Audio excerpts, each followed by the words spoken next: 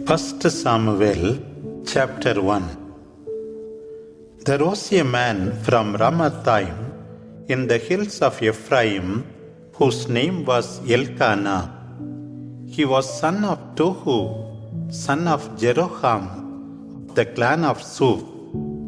He had two wives, Hannah and Peninnah. Peninnah had children, but Hannah had none. Every year, Elkanah went to worship and sacrifice to Yahweh of hosts at Shiloh. The priests there were the two sons of Eli, Hophni and Phinehas. Whenever Elkanah offered sacrifice, he gave portions to his wife Peninnah and to all her sons and daughters. To Hannah, however, he gave the more delightful portion because he loved her more, although she had no child. Yet Hannah's rival used to tease her for being barren. So it happened every year when they went to Yahweh's house. Peninnah irritated Hannah, and she would weep and refuse to eat. Once Elkanah, her husband, asked her, "Hannah, why do you weep instead of eating? Why are you sad? Are you not better off with me than with many sons?" After they had eaten and drunk in Shiloh, Hannah stood up not far from Eli the priest. His seat was beside the doorpost of Yahweh's house. Deeply distressed, she wept and prayed to Yahweh and made this vow. "O Yahweh of hosts, if only you will have compassion on your maidservant and give me a son, I will put him in your service for as long as he lives, and no razor shall touch his head." And she prayed before Yahweh. Eli observed the movement of her lips. Hannah was praying silently. She moved her lips but uttered no sound, and Eli thought Hannah was drunk. He therefore said to her, "For how long will you be drunk? Let your drunkenness pass." But Hannah answered, "No, my lord, I am a woman in great distress, not drunk. I have not drunk wine or strong drink, but I am pouring out my soul before Yahweh. Do not take me for a bad woman.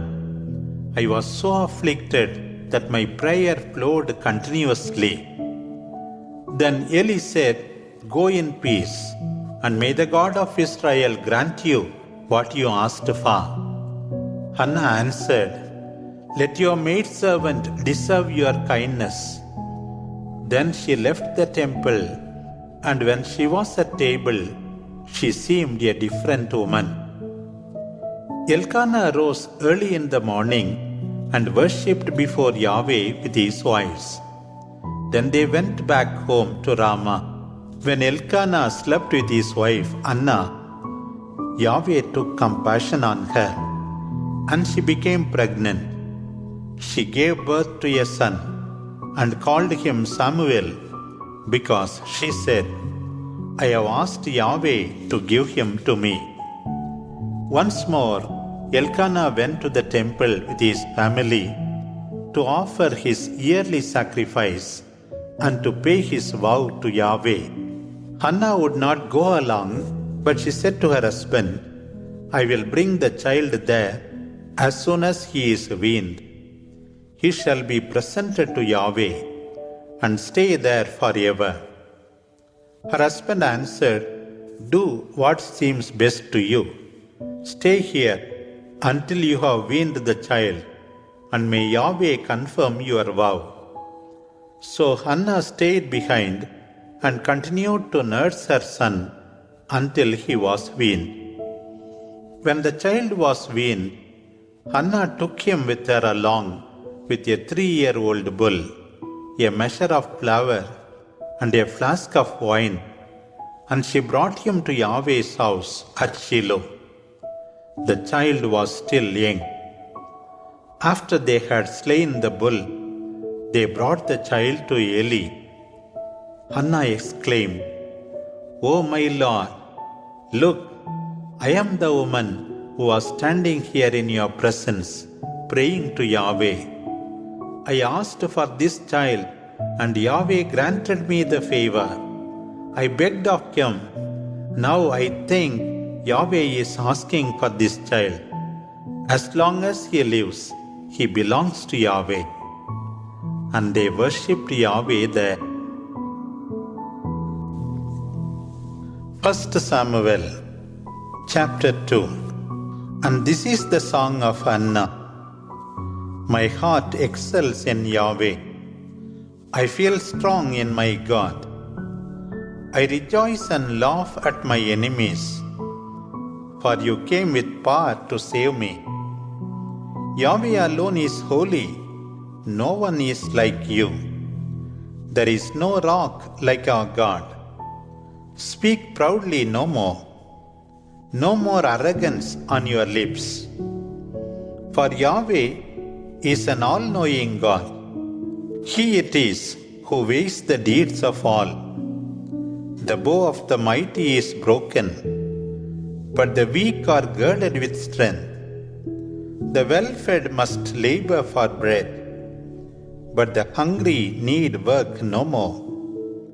The childless wife has borne 7 children, but the proud mother is left alone. Yahweh is Lord of life and death. He brings down to the grave and raises up. Yahweh makes poor and makes rich. He brings low and he exalts. He lifts up the lowly from the dust and raises the poor from the ash heap. They will be called to the company of princes and inherit a seat of honor. The earth to its pillars belongs to Yahweh, and on them he has set the world. He guards the steps of his faithful ones, but the wicked perish in darkness. For no one succeeds by his own strength. The enemies of Yahweh are shattered. Against them he thunders in heaven. Yahweh rules over the whole world. He will raise his own king. His anointed feels strong in him. After that, Elkanah went home to Ramah, while the boy served Yahweh in the presence of Eli the priest. The sons of Eli were worthless men who had no regard for Yahweh. This is how they acted with the people. When someone offered sacrifice, the servant of the priest would come while the meat was still boiling. With a fork, he would reach into the pan or kettle or cauldron or pot, and all that the fork brought up would be for the priests. This is how these priests treated the Israelites who went to Shiloh. Sometimes the priest's servant would come before the fat was burned and would say to the man who was sacrificing, "Give meat for the priest to roast, for he will not accept boiled meat from you, only raw." And if the man answered, "Let the fat be burned first, and then take as much as you wish," he would say, "No, give it to me now, or else I will take it by force." The sin of these young priests was very great in the sight of Yahweh, because they defiled the offering of Yahweh. Meanwhile, Samuel, now a boy wearing a priest's garment, was ministering before Yahweh.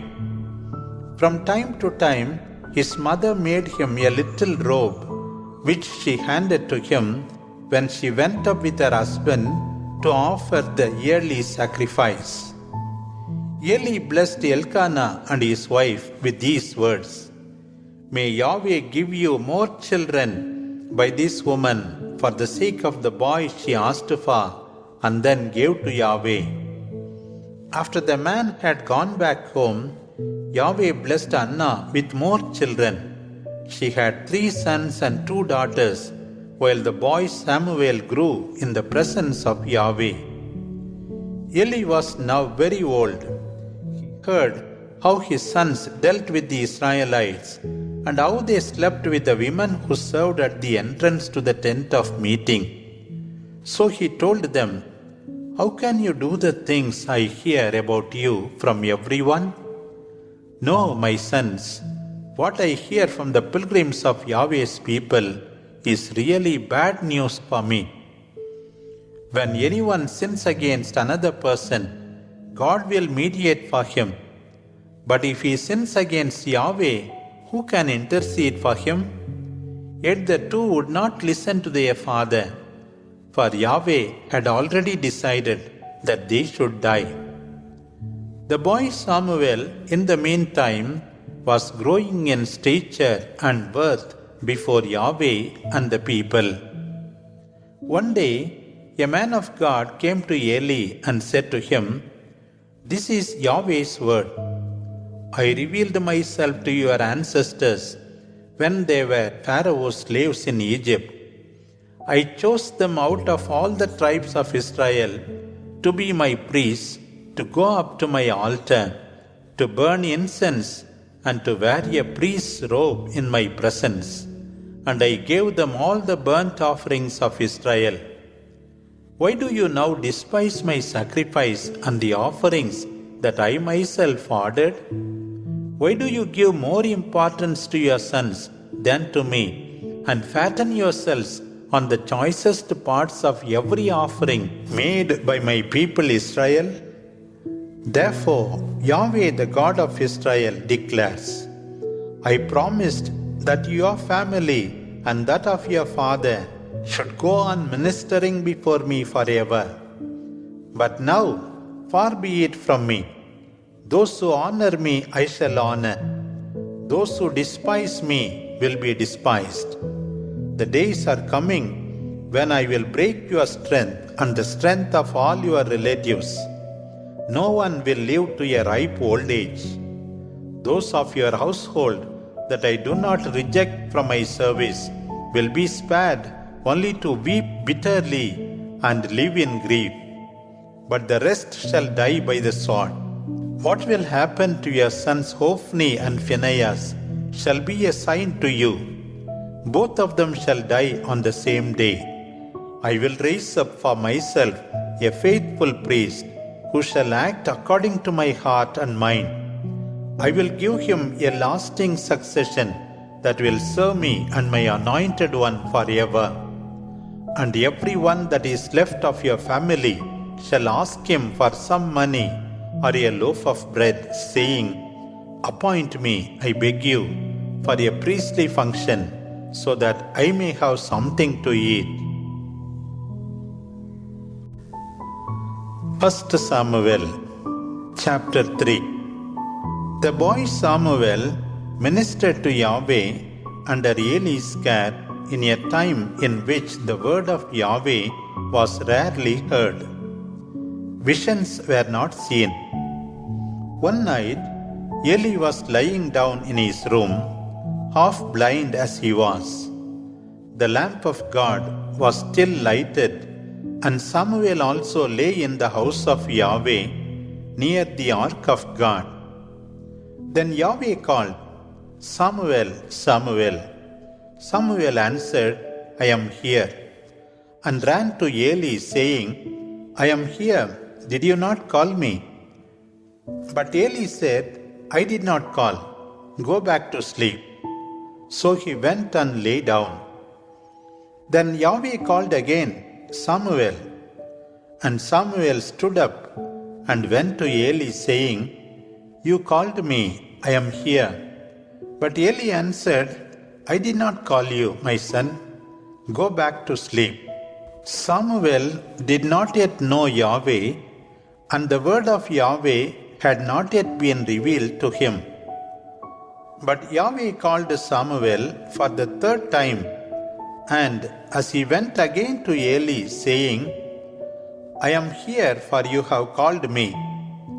Eli realized that it was Yahweh calling the boy. So he said to Samuel, "Go, lie down, and if he calls you again, answer, 'Speak, Yahweh, your servant listens.'" Then Yahweh came and stood there, calling as he did before, "Samuel, Samuel." And Samuel answered, "Speak, for your servant listens." Then Yahweh spoke to Samuel, "Look, I am about to do something in Israel, which will scare everyone who hears about it. On that day, I will carry out what I told Eli regarding his family. All will be fulfilled from beginning to end. For I told him that I was about to sentence his family forever." He himself knew that his sons were blaspheming God, but he did not stop them. "This is why I have cursed the family of Eli. Their sin shall never be atoned for by sacrifice or by any offering." Samuel lay down until morning and rose up early. Then he opened the doors of Yahweh's house. Samuel was afraid to tell the vision to Eli. But Eli called him and said, "Samuel, my son." Samuel answered, "I am here." Eli asked, "What did Yahweh tell you?" "Do not hide it from me. Fear the punishment of God if you hide from me even one thing he told you." So Samuel told him everything to the end. And Eli said, "He is Yahweh. Let him do what seems good to him." Samuel grew.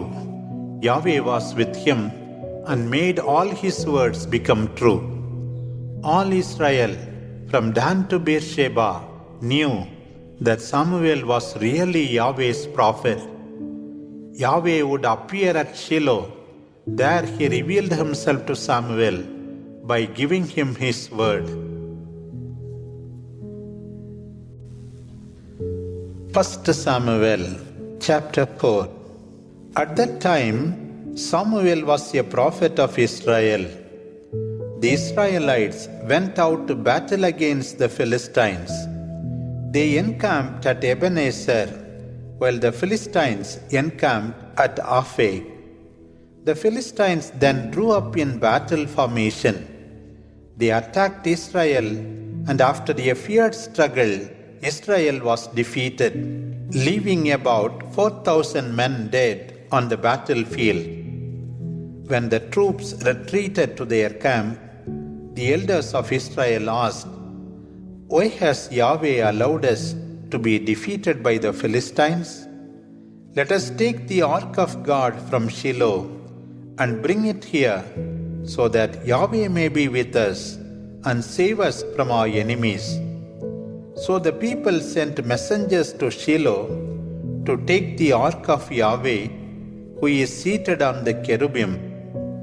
Eli's two sons, Ophni and Phinehas, accompanied the ark.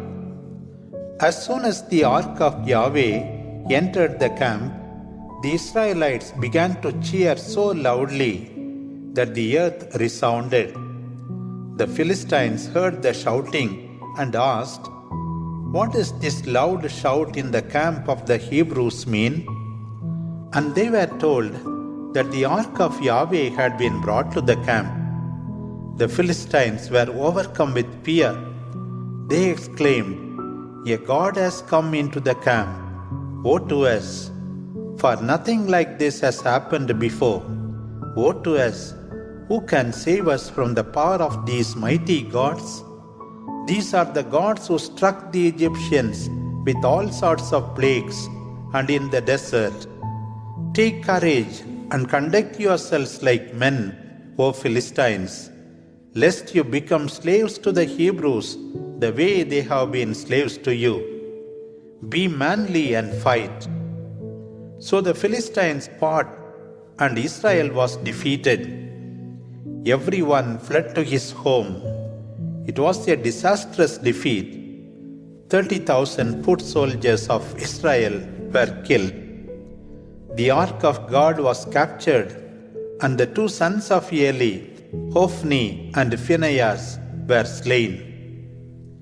A man from the tribe of Benjamin fled from the battle line and arrived that same day in Shiloh. His clothes were torn and his head was covered with dust. When this man arrived, Eli was on his seat by the road, watching, for his heart trembled for what might happen to the ark of God. When the people heard the news the man brought, all the city cried out.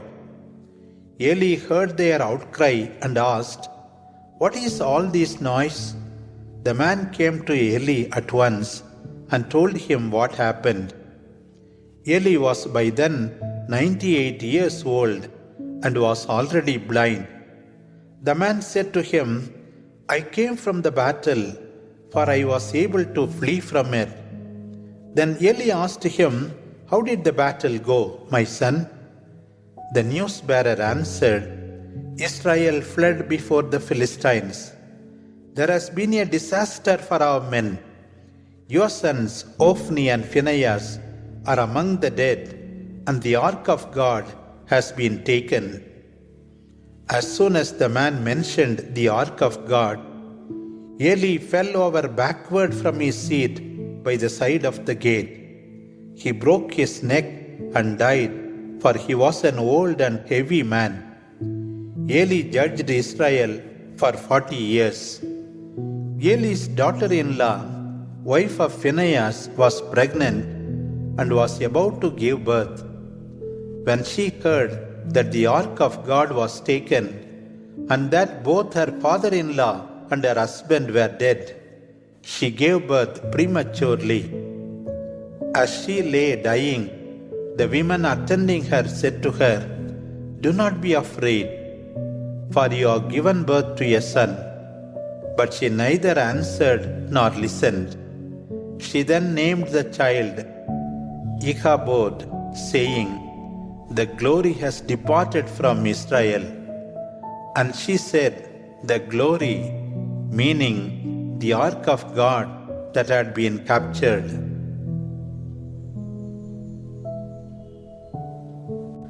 First Samuel chapter 5. After they had taken the ark of God, the Philistines carried it from Ebenezer to Ashdod. There they brought it into the temple of Dagon and set it up beside him. Rising up early the following day, the people saw that Dagon had fallen face downward on the ground before the ark of Yahweh. So they picked up Dagon and put him back in his place. But when they rose the following morning, the people saw Dagon on the ground again, face downward before the ark of Yahweh. His head and hands were broken off and lay at the threshold.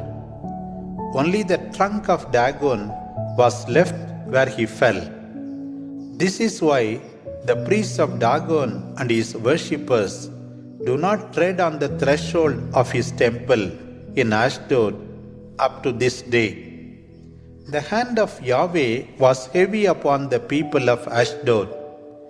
Yahweh afflicted the people of Ashdod and its vicinity with hemorrhoids. Seeing this, the people of Ashdod said, "Let the ark of the God of Israel not remain with us. His hand is heavy on us and on Dagon our God." So they had all the chiefs of the Philistine cities gathered together to ask them, "What shall we do with the ark of the God of Israel?" They answered, "Let the ark of the God of Israel be brought to Gath." So they brought the ark of the God of Israel there. But as soon as they had brought it to Gath, Yahweh raised his hand against the city, causing a very great panic. He afflicted the people there, both young and old, with hemorrhoids. So they moved the ark of God to Ekron. But when the ark entered Ekron, the people there cried out, "They have brought us the ark of the God of Israel to slay us all. So they gathered the chiefs of the Philistine cities together to tell them, "Send away the ark of the God of Israel. Let it return to its own place, lest we all die." For there was deadly panic throughout the city because of God's heavy hand. Those who did not die were stricken with hemorrhoids, and the cry of the city reached to heaven. 1 Samuel chapter 6. The ark of Yahweh was in the country of the Philistines for 7 months. The Philistines called their priests and diviners and asked them, "What shall we do with the ark of Yahweh? Tell us how we shall send it back to its place." The priests and diviners answered, "If you send away the ark of the God of Israel, do not send it away empty. Instead, provide him with a guilt offering. Then you may be healed, and you will know why God dealt with you so severely." The chiefs then asked, "What guilt offering shall we provide him with?" The priests and diviners answered, "Make 5 golden figures of hemorrhoids and 5 golden figures of mice corresponding to the number of Philistine cities. For the same plague was on all of you and on your chiefs. So you must make images of your hemorrhoids and images of your mice that ravage the land, and give glory to the God of Israel. Perhaps he will remove his hand from you and our gods and your land. But do not harden your hearts as the Egyptians and Pharaoh did. After Yahweh had afflicted them, did they not have to let the people go? Now then, prepare a new cart and take 2 milking cows which have never carried a yoke. Yoke the cows to the cart, but take their calves away from them. Then take the ark of Yahweh and place it on the cart. Put in a box beside it the golden figures which you are giving him as a guilt offering. Then send it off and let it go its way. Then watch. If it goes up on the way to its own land through Beth Shemesh, then it is he who has done us this great harm. If not, then we shall know that it is not his hand that struck us, that all these things happened to us by chance." The people carried out these instructions. They took 2 milking cows and yoked them to the cart and shut their calves in their shed. They then put the ark of Yahweh on the cart, along with the box with the golden mice and the images of their hemorrhoids. The cows went straight in the direction of Beth Shemesh along the way. They went mooing and turning neither to the right nor to the left. Meanwhile, the chiefs of the Philistine cities followed them as far as the border of Beth Shemesh. The people of Beth Shemesh were harvesting their wheat in the valley when they saw the ark drawing near, and they rejoiced greatly. The cart arrived in Beth Shemesh in Joshua's field and stopped there.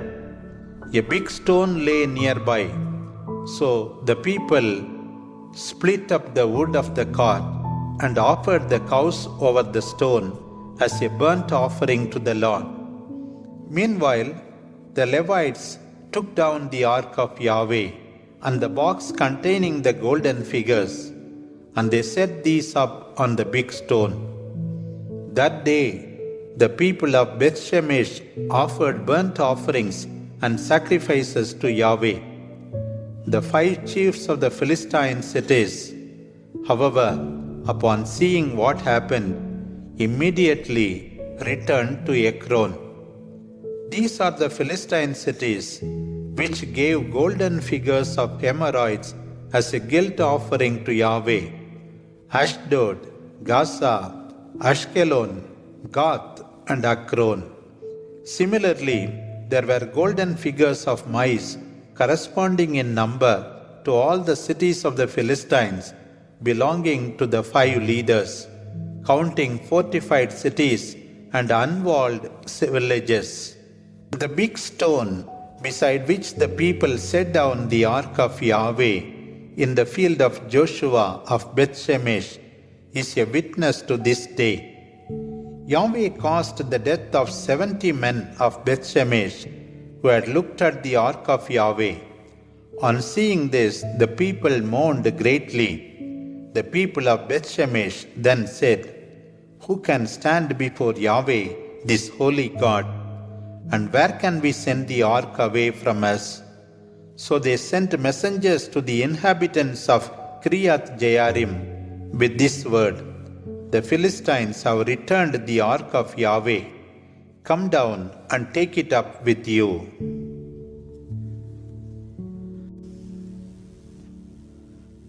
1 Samuel chapter 7. The people of Kiriath Jearim came for the ark of Yahweh. They brought it into the house of Abinadab on the hill, and they consecrated his son Eleazar to take charge of it. A very long time passed from the day the ark was lodged at Kiriath Jearim. For some 20 years, all Israel mourned and longed for Yahweh. Then Samuel told the Israelites, "If you turn back to Yahweh in all sincerity, get rid of the foreign gods and your Ashtaroth. When you have set your heart on Yahweh and serve no one but Him, He will deliver you from the Philistines." So the Israelites got rid of the Baals and the Ashtaroth and began serving no one but Yahweh. Then Samuel said, "Gather all Israel in Mizpah, and I will pray to Yahweh on your behalf." And so they gathered at Mizpah. They drew water and poured it out before Yahweh. They fasted on that day and said, "We have sinned against Yahweh." It was Samuel who led this assembly of Israel at Mizpah. When the Philistines heard that the people of Israel had gathered at Mizpah, the chiefs of the Philistine cities went up to Israel's land.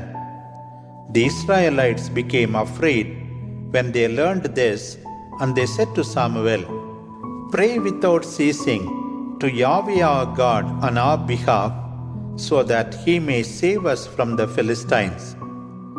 Samuel then took a suckling lamb and offered it to Yahweh as a whole burnt offering, appealing to Him on behalf of the people. And Yahweh answered him. At the very time Samuel was offering the sacrifice, the Philistines launched an attack against Israel. But Yahweh's voice thundered loudly in the midst of the Philistines. They were suddenly confused and defeated by Israel. The Israelites left Mizpah, pursuing and slaying the Philistines to a point beyond Beth-kar. Samuel then took a stone and set it up between Mizpah and Jeshanah and named it Ebenezer, for he said, "Unto this place Yahweh has helped us." After this defeat, the Philistines did not dare enter the territory of Israel, and Yahweh held them in check for as long as Samuel lived. The Israelites recovered the towns from Ekron to Gath, which the Philistines had seized from Israel. Israel rescued their territories, and there was peace even between the Israelites and the Amorites. Samuel was judge in Israel for the rest of his life. Every year he went around to Bethel, Gilgal, and Mizpah and judged Israel in all these places. After that he returned to Ramah, for his home was there. There he judged Israel, and there he built an altar to Yahweh. 1 Samuel chapter 8. When Samuel grew old, he made his sons judges over Israel. His elder son was Joel, and the second was Abijah, and both of them were judges in Beersheba. But they were not like their father. They had their vested interests, taking bribes and perverting justice. Because of this, all the chiefs of Israel gathered together and went to Samuel in Ramah. They said to him, "You are already old, and your sons are not following your ways. Give us a king to rule over us, as in all the other nations." Samuel was very displeased with what they said. "Give us a king to rule us." And he prayed to Yahweh. And Yahweh told him, "Give to these people all that they ask for. They are not rejecting you, but they have rejected me as their king. They are now doing to you what they did to me from the day I brought them out of Egypt until now, forsaking me and serving other gods. Nevertheless, listen to them and give them a serious warning. Tell them how they will be treated by their king." So Samuel answered those who were asking him for a king, and he told them all that Yahweh said to him. "Look, these will be the demands of your king.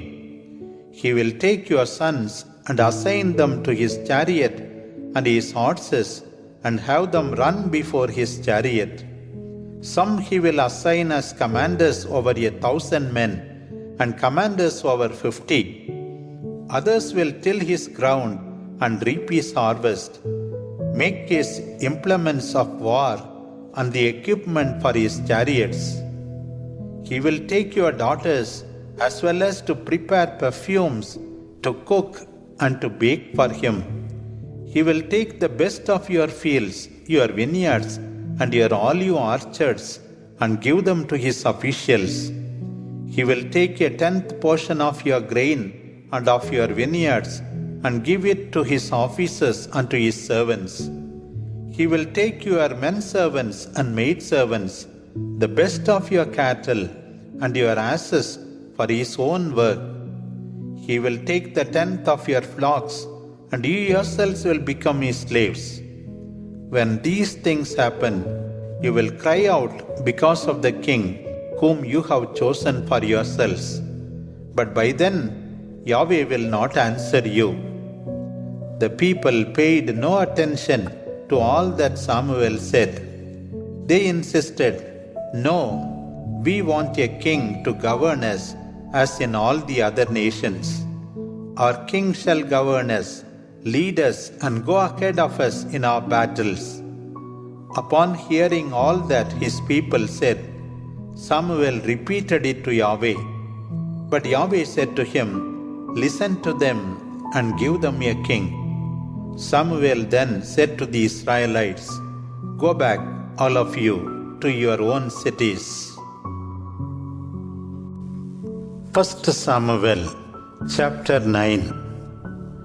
There was a man from the tribe of Benjamin whose name was Kish. He was the son of Abiel, son of Zeror, son of Bechorath, son of Aphiah, a valiant Benjaminite.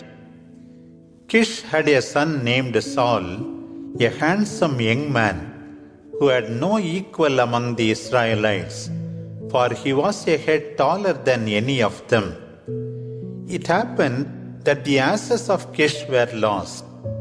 So he said to his son Saul, "Take one of the boys with you, and go look for the asses." They went all over the hill country of Ephraim and the land of Shalisha, but did not find them.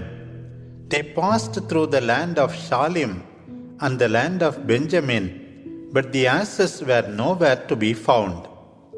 When they reached the land of Suph, Saul said to his boy, "Let us go back, lest my father be more worried about us than about the asses." But his servant said to him, "Look, there is a man of God in this city. He is a highly respected man. All that he says comes true. Let us see him, for he may be able to help us find what we are looking for." Saul replied, "But if we go, what can we bring him? We have no more bread in our sacks, and we have no present to bring to the man of God. What do we have?" The servant answered, "I still have with me a quarter silver coin. I will give it to the man of God to tell us our way." And Saul said to his boy, "Well said, come, let's go." So they went to the city where the man of God was. As they went up the hill to the city, they met young girls coming out to draw water, and asked them, "Is the seer here?" Formerly, people in Israel who went to consult God would say, "Come, let us go to the seer," for they did not speak of prophets but of seers. The maidens answered, "The seer is straight ahead. He has just arrived because they have a sacrifice today on the high place. As soon as you enter the city, you shall find him before he goes up to the high place to eat. The people will not eat until he comes, because he must first bless the sacrifice, and then those who are invited may eat. Now go up, you will meet him immediately." So they went up to the city and entered it, and saw Samuel coming out towards them on his way up to the high place. The day before Saul came, Yahweh had already disclosed this to Samuel. "Tomorrow, about this time, I will send you a man from the land of Benjamin, and you shall anoint him to rule over my people Israel. He shall save my people from the hand of the Philistines, for I have seen the affliction of my people, and their cry has come to me." So, when Samuel saw Saul, Yahweh told him, "Here is the man I spoke to you about. He shall rule over my people." Saul approached Samuel in the gateway and said, "Tell me, where is the house of the seer?" Samuel answered Saul, "I am the seer. Go up ahead of me to the high place, for today you shall eat with me. In the morning, before you leave, I will tell you all that is in your heart. As for your asses that were lost 3 days ago, do not worry about them, for they have been found." Samuel added, "For whom is the first place in Israel? Isn't it for you and for all your father's kin?" Saul answered, "I am a Benjaminite from the least of the tribes of Israel, and my family is the lowliest of all the families of the tribe of Benjamin. Why do you speak to me in this way?" Samuel took Saul and his boy, brought them into the hall, and gave them a place at the head of the table before some 30 guests. Then Samuel told the cook, "Bring in the portion which I asked you to put aside." The cook brought in the leg with the tail portion and set it before Saul, saying to him, "This has been set aside for you. Please eat." So Saul ate with Samuel that day. Then they went down from the high place and entered the city. On the terrace, they prepared a bed for Saul, where he lay down to sleep. Early the next morning, Samuel called to Saul, "Get up, for I must send you on your way." Saul got up and began to walk down the street with Samuel. As they were going down to the outskirts of the city, Samuel said to Saul, "Tell your servant to walk ahead. You stay here for a while, and I shall give you a message from God." 1 Samuel chapter 10. Then Samuel took a vial of oil and poured it on Saul's head, and kissing Saul, Samuel said, "Yahweh has anointed you, to rule over and to lead his people Israel. And this will be Yahweh's sign to you, that he has anointed you. After we part today, you will meet 2 men by Rachel's tomb at Selsa in the territory of Benjamin. They will say to you, the asses you are looking for have been found, but your father is now worried about you and what may have happened to you. When you go on to the oak of Tabor, you will meet 3 men going up to see God at Bethel. One will be carrying 3 kids, another 3 loaves of bread, and another a skin of wine. They will greet you and give you 2 loaves of bread, which you ought to accept from them. After that, you will come to Gibeath Elohim, where the garrison of the Philistines is. At the entrance of the city, you will meet a band of prophets coming down from the high place, and a choir with harp, tambourine, flute, and lyre going before them. They will be in a trance as the prophets used to be. Then the Spirit of Yahweh will seize you. You shall prophesy with them and become another man. Now, when these signs are fulfilled, do whatever seems good to you, for God is with you. You shall go down to Gilgal ahead of me, and I shall join you there to offer burnt offerings and peace offerings. Wait there 7 days until I come and tell you what you have to do. As soon as Saul parted from Samuel, God transformed him into a different person, and all the signs Samuel mentioned to Saul were fulfilled that day. Upon entering Gibeah, a band of prophets met Saul. Then the Spirit of God seized him, and he began to prophesy with them. Those who knew him and saw him prophesying with the prophets asked one another, what has come over the son of Kish? Is Saul also one of the prophets? One of them exclaimed, and who is his father? This therefore became a saying, is Saul also one of the prophets? When Saul finished prophesying, he arrived with them at the sanctuary. Saul's uncle asked him and his boy, where did you go? Saul answered, to look for the asses. When we could not find them, we went to Samuel. His uncle said, please tell me what Samuel told you. Saul replied, he merely told us that the asses had been found. But Saul did not tell his uncle what Samuel had said about the kingship. After that, Samuel called the people together before Yahweh at Mizpah. He then spoke to the Israelites, thus says Yahweh, the God of Israel, I brought Israel out of Egypt, and I delivered you from the hands of the Egyptians, and from all the kingdoms oppressing you. But you have this day rejected your God, who saves you from all your calamities and your distress.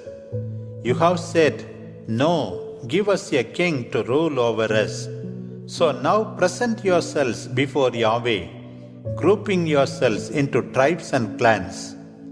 Then Samuel made all the tribes of Israel come near him, and when they cast lots, the tribe of Benjamin was chosen. He made the families of the tribes of Benjamin come near him, and the family of the Matrites was chosen. He made the members of the family of Matrites come near him, and the lot fell to Saul son of Kish. They looked for him, but could not find him. So they asked Yahweh again, did the man come here? Yahweh answered, he has hidden himself among the baggage. So they found him and brought him out. And when Saul stood among the people, they saw that he was a head taller than the others. Samuel spoke and said, do you see the one Yahweh has chosen? There is none like him among all the people. And all the people shouted, Long live the king! Samuel then told the people the rights and duties of the king. He wrote all this in a book and presented it before Yahweh. Then Samuel sent all the people home. Saul himself went home to Gibeah with these valiant men whose hearts God had touched. Some evil people, however, remarked, How can this man save us? And they ignored Saul and brought him no gift. 1 Samuel chapter 11. 1 month later, Nahash the Ammonite went to Jabesh Gilead and surrounded the city. The people of Jabesh told Nahash, Make an agreement with us and we will serve you. Nahash answered, I will make an agreement with you on this condition. I will pluck out the right eye of all of you, so that Israel will be left disgraced. The elders of Jabesh then told him, Give us 7 days, so we may send messengers through all the territories of Israel. If none of them comes to save us, we will surrender to you. So the messengers went to Gibeah, Saul's hometown, breaking the news to the people. And all the people wept aloud. Just then Saul came from the field with his oxen. He asked, What has happened to make the people weep? And they told him what the men of Jabesh had said. At once the Spirit of God seized Saul, and he was greatly angered. He took a yoke of oxen, cut them into pieces, and gave them to the messengers to be taken through all the territories of Israel with this warning, I will do the same with the oxen of anyone who does not come out after Saul and Samuel. Then a holy fear came upon the people, and they set out as one man. When Saul inspected them at Bezek, the men of Israel were 300,000, those of Judah 30,000. And they sent the messengers with this answer to the people of Jabesh, Tomorrow by noontime we shall come to you. When the messengers returned, the people of Jabesh were very comforted, and they told Nahash, Tomorrow we will surrender, and you may do to us whatever you please. The following morning, Saul divided the people into 3 groups. They broke into the enemy camp early in the morning and slew the Ammonites until noontime. Those who could escape were scattered, each one running his own way. Then the people asked Samuel, Who are these who said, Saul will never reign over us? Bring the men, and we shall put them to death. But Saul said, No man shall be put to death today, for this day Yahweh has saved Israel. Samuel told the people, Come, let us go to Gilgal and officially proclaim the kingdom. So all the people went to Gilgal, and there they proclaimed Saul king before Yahweh. They sacrificed peace offering, and Saul and all Israel celebrated. 1 Samuel chapter 12. Samuel spoke to the Israelites, Listen, I have paid attention to all that you have told me, and have given you a king. From now on, the king is here to lead you. As for me, I am old, and my hair grey. My sons are with you. I have led you from my youth, and I have done so until this day. Now I am here. Answer me before Yahweh and his anointed. Whose ox have I taken? Whose ass have I stolen? Whom have I cheated? Whom have I oppressed? Have I taken a bribe from anyone? If so, tell me, and I will restore it to you. But they said, "You have not cheated or oppressed us. You have not stolen anything from anyone." Then Samuel said, "Yahweh is witness against you, and his anointed is witness this day, that you have not found anything in my hand." And they answered, "He is witness." Samuel then said to the people, "Yahweh is witness, he who sent Moses and Aaron and brought your ancestors out of the land of Egypt. Now stand still, that I may comfort you with all the deeds of Yahweh, who saved you and your ancestors. Jacob went to Egypt, and the Egyptians oppressed your ancestors. Then they cried to Yahweh, and he sent Moses and Aaron. They brought your ancestors out of Egypt and brought them to this land. But they forgot Yahweh their God, and he delivered them into the hands of Sisera, a commander of the army of Jabin, king of Assur, into the hands of the Philistines, and into the hands of the king of Moab, who fought against them. Then your ancestors cried to Yahweh and said, 'We have sinned, forsaking Yahweh and serving the Baals and the Ashtaroth. But now deliver us out of the hands of our enemies, and we will serve you.' And Yahweh sent Jerubbaal and Barak, Jephthah and Samuel, and delivered you out of the hands of your enemies from all sides, so that you lived in safety in your land. Now, when you saw that Nahash, the king of the Ammonites, attacked you, you said to me, 'No, let a king rule over us,' although Yahweh your God was your king. Yet Yahweh has given you the king whom you have chosen, whom you have asked for. May you fear Yahweh and serve him. May you listen to him and not go against his commandments. May both you and the king who reigns over you follow Yahweh your God. But if you will not listen to Yahweh, and if you break his commandments, his hand will be against you and your king. Now wait a while, that you may see the wonder which Yahweh will do before you. Is it not wheat harvest today?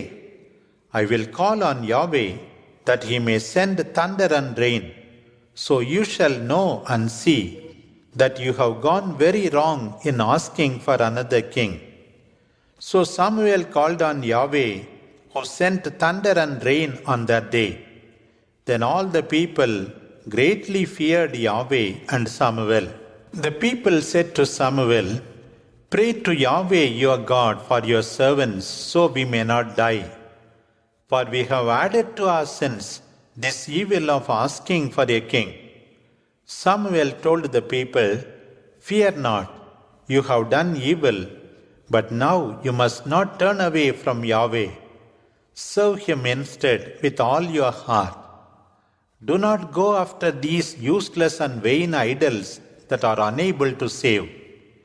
Yahweh will not cast away his people because of his great name, since he has been pleased to make you his people. As for me, how can I commit the sin of ceasing to pray for you? I will continue to instruct you in the good and right way. Only fear Yahweh and serve him faithfully with all your heart, for you have seen the wonderful things he has done for you. But if you still persist in wickedness, both you and your king shall be swept away."